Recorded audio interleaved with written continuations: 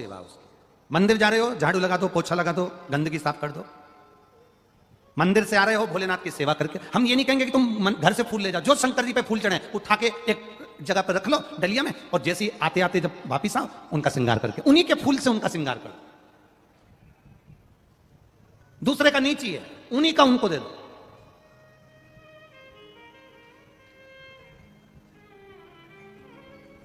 दूसरे की साड़ी कितनी भी पहन लो, एक ना एक दिन वो देख लेगी ना तो मांग लेगी। उसका मन नहीं लगेगा कथा में भी अगर उसकी साड़ी पहन के बैठे हो तो 3-4 बार तो देख ही लेगी।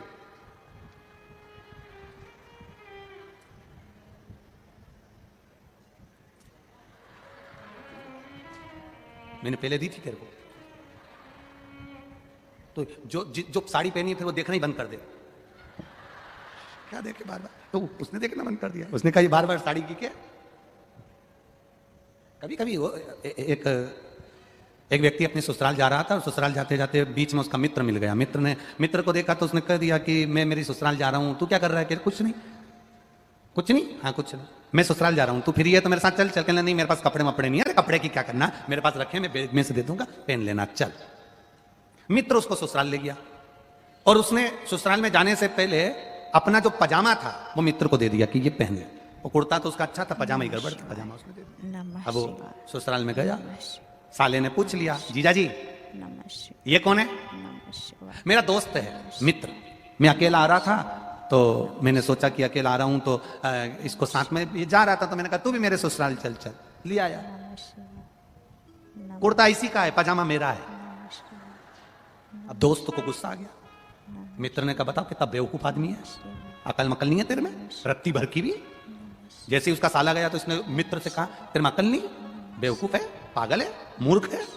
ये कहने की क्या जरूरत थी कि कुर्ता मेरा पजामा तेरा। मैं जा रही मेरे गांव वापिस। उसने कहा नहीं रुक जा, अब नहीं कहूंगा, तेरी सौगंध नहीं कहूंगा, किसी से नहीं कहूंगा कि पजामा मेरा, बस खत्म। अब ये मामा जी के यहां से भोजन करने बुलाया, तो ये मामा जी के यहां गया, तो मामा जी के यहां से उनकी बहुओं ने पूछ लिया, जीजा जी ये कौन है।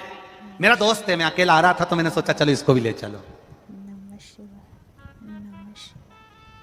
कुर्ता भी इसी का, पजामा भी इसी का। अब तो इसको कांटे से खून नहीं।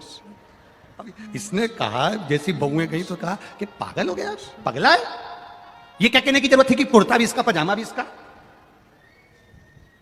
मैं जा रहा यहां से।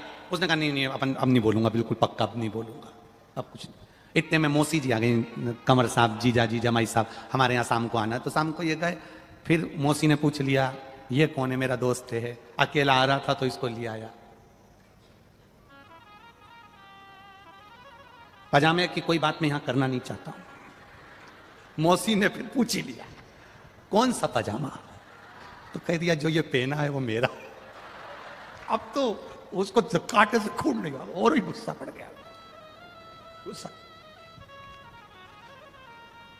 शिव जी को शंकर भगवान का जो पुष्प, बेलपत्र, फल जो चढ़ा है वही की वही हम महादेव को चढ़ा दें तो महादेव स्वीकार कर लेता है। किसी दूसरे से लेकर भगवान को नहीं देना। आपको पहले कथा में कहा है, तुम्हारे पास में 10 रुपए हैं तो आप 10 रुपए दो। तुम्हारे पास में 1 बेलपत्री है तो 1 बेलपत्री दो। तुम्हारे पास में 5 रुपए है तो 5 रुपए दो। तुम्हारे पास में 1 चावल का दाना है तो 1 चावल का दाना दो। पर पड़ोसी से मांगकर अपने मंदिर में दर्शन करने गए, कृष्णेश्वर महादेव का दर्शन करने गए, परली बैजनाथ का दर्शन करने गए, त्र्यंबकेश्वर महादेव का दर्शन करने गए, गुरु जी का दर्शन करने गए, शिव पुराण सुनने के लिए गए, और वहां पर तुमने कहा पड़ोसी से मुझे 50 रुपए दे दो, मैं बाद में तुम्हें घर पर दे दूंगी। भगवान के सामने खड़े हो, कथा में बैठे हो, परमात्मा के सामने खड़े हो, मंदिर में खड़े हो, भगवान के सामने खड़े होकर तुम पड़ोसी से हाथ फैलाकर कहो कि तू 50 रुपए दे दे, मैं तेरे को बाद में दे दूंगी। भगवान कहता है मेरे सामने खड़े रहकर तुम मुझसे मांगता